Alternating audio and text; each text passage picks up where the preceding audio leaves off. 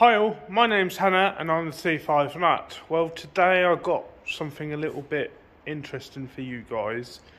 Some of the people who know me know what I do, but others who don't, I'm a motorhome sort of, wouldn't say engineer, wouldn't say mechanic. I'm the electrician, the gas fitter, the plumber, the woodwork. I'm basically a one-stop person for all motorhomes. So fully qualified mechanic. I'm also gas engineer, electrician, the works. But my speciality is electronics. That's what I'm really good at. Hence why my bay's got quite a lot of electrical equipment, including an oscilloscope, which is quite rare to actually see in a motorhome environment. So yeah, that's what I do, specialise in electronics. A bit of a weird one, really. So I got a customer that came in, was in France, and Jessie's playing with her ball. Crazy dog. Right, so yeah, he was in France. Let me just stop the video. Right, so I had to take that off her. It was driving me crazy. Right, crazy dog, you can have it back in a minute. Right, so I'll put that on the table. There we go, on the table. Right, okay, so the customer went to France and his leisure battery went flat and got some French person to change the battery, and unfortunately he got it on backwards. Now quite a few people say, well, that's impossible, you can't get it backwards. On this particular van he did, and blew the control unit, blew the charger. I mean, as soon as you put the fuse in for the charger, just instantly puff of smoke. So it's never going to be right. So the only way moving forward with this motorhome was to replace the whole entire system. I mean, like new control panel, new fuse box, new charger. Yeah, there's quite a lot of work involved.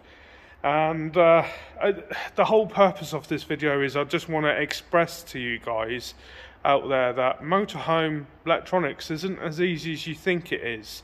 It's not like the black wire is the earth and the red wire is live, because, well, on some German vans, the brown wire is actually the earth and the blue wire is live. So it varies between different vans to vans. This particular van is called a Remor. It's quite an old van.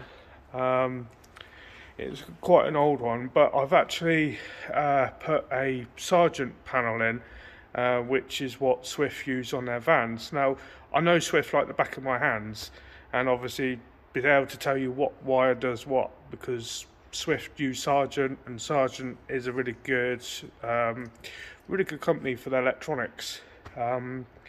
Plus the fact they do sort of like updates and things like that, and you know, use little programmer and all the technical stuff. I prefer Sargent than I do BCA, is what Bailey's use and a few other cheaper motorhomes use as well. So BCA aren't that brilliant, to be honest. But yeah, this particular van decided just to put a Sargent in it. So if you guys know what the hell I'm talking about, brilliant. So I'm using a Sargent EC155, and that is for the fuse box, and the actual control panel I'm using is an EC50.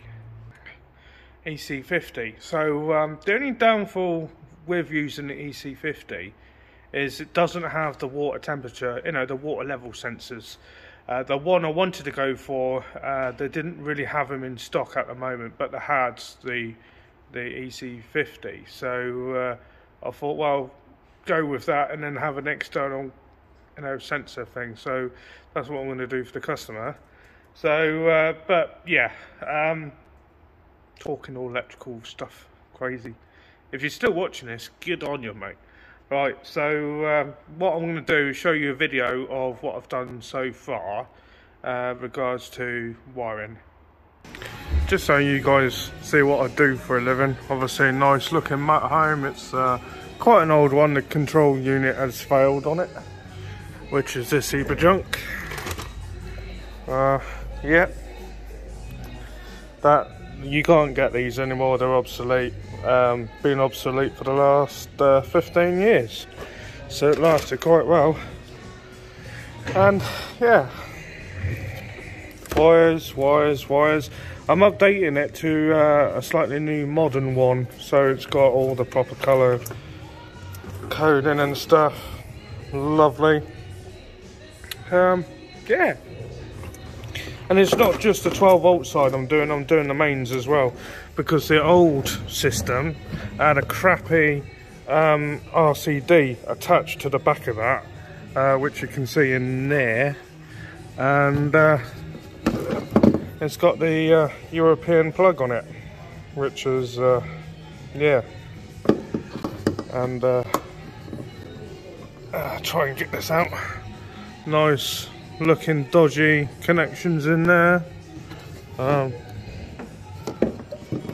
Yeah, says it all really, doesn't it?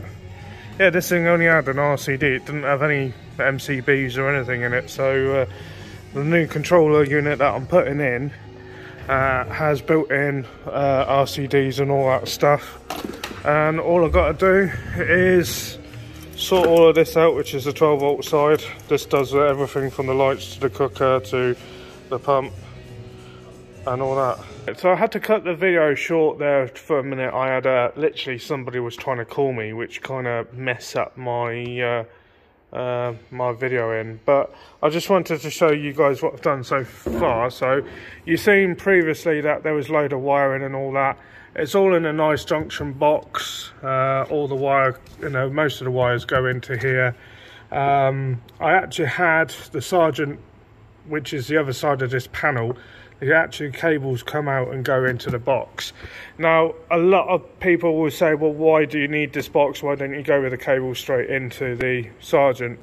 Well, yeah, there's quite a lot of black and red wires. Some of them aren't even labelled at all. And I'm just thinking of the next person, really, because whoever's got to diagnose whatever goes wrong, at least they can see the wire and go, oh yeah, this is the wire, it does this, this and this, it's all in there. And so all the black and white, you know, the black and red cables all go in this box, and then there's a joiner in there that then goes into the Sergeant panel, but it's colour coded, and it's not like you can miss the colour coding. I've still got this cable to go straight through the floor along with this white one here. That's for the level sensors on the tank. The old ones used to come here somewhere, but I've got to reroute that back up to the main panel. I've also got nice heat shrink, nice big mega fuse on that one. But yeah, there's like 3 cables on this one, and there's only 2 on this one. But yeah, you know, you see what I mean about the colour there. I mean, that's a blue and a brown wire. But yeah, nice cable.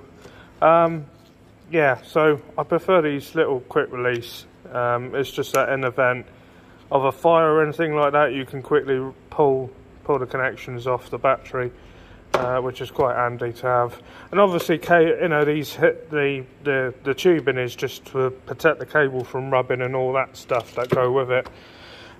Right, so I just want to show you how easy it is to get confused with the wiring. Now, this is the old main box I took out the van, and that actually, believe it or not, sat in the cupboard. Now you notice it's got a blue and a brown wire.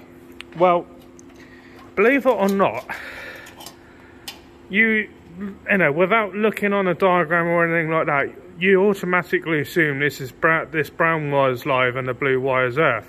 But when you actually look on it, don't know if my camera will zoom in properly, but the bottom is positive and the top one's negative. So on this occasion, the live is on the blue wire and the brown is the earth. But when you actually look down here, Okay, so the blue wire has a fuse, which is good, but then you get confused with this, what on earth is going on here? The brown wire then goes into red wire, and then the poor French guy is going, oh hee ho hee ho, the blue one must be earth and the red one must be live, and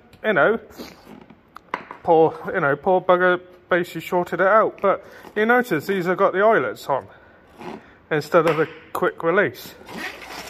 And again, some of you might have said, well, if it's got the quick release, it won't happen. Yeah, I totally agree, but what you see here is what actually came off the battery. So let's have a look at the battery. Now, it's an AGM battery, 100 amp hour. Yeah, the old, whatever make it is. Not entirely sure of the make, whatever that is. But it's literally just screw terminals. So, the French guy could easily get it mixed up, not a problem. But why would he get it mixed up? Well, if it adds these, which are the terminals, so basically you unscrew these, the terminals go like on there, and then the bolt basically goes in through the middle. And these terminals are different sizes. So if I put that one there, and then the smaller one there, you see the difference? You can't really mix them up. So if this battery had its proper terminals on, and if the van had its proper battery clips on, then the French guy wouldn't have crossed it over, and the customer wouldn't be right here, well, not right here, but his van won't be right here in my workshop having major electrical repairs. Yeah, a bit bizarre, isn't it, really? Still got a little bit of wiring to do on the fridge. But again, I will be doing a follow-up video from this, because I think it's important to show you guys the importance of having a proper RCD. Anyway, I'm going to leave it here for a minute, guys. See you later, Jessie. Hey, Dougie Dougie. Hey, Dougie. Hey. Right, let's crack on.